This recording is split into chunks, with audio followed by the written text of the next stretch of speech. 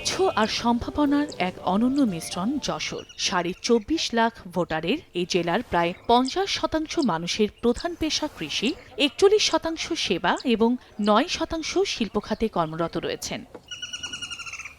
ভৌগোলিক অবস্থানের কারণে ব্যবসা বাণিজ্য ও অর্থনৈতিক উন্নয়নের জন্য একটি আদর্শ স্থান এ যশোর।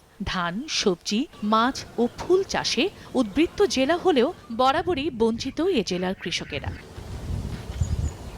এতে করে নিশ্চিত হয়নি পণ্যের ন্যায্য মূল্য, সৃষ্টি হয়নি কর্মসংস্থানের। পাশাপাশি এ জেলায় বিমানবন্দর, স্থলবন্দর, নৌবন্দর, রেল যোগাযোগ সহ চতুর্মুখী সড়ক যোগাযোগ ব্যবস্থা রয়েছে।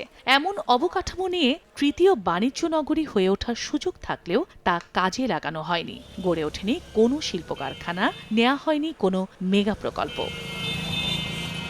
সম্ভাবনা থাকলেও এগোয়নি শিক্ষা, স্বাস্থ্য খাত ও পর্যটন খাত। দীর্ঘদিনের এই বঞ্চনা নিয়ে অসন্তুষ্ট যশোরের সব শ্রেণী পেশার মানুষ।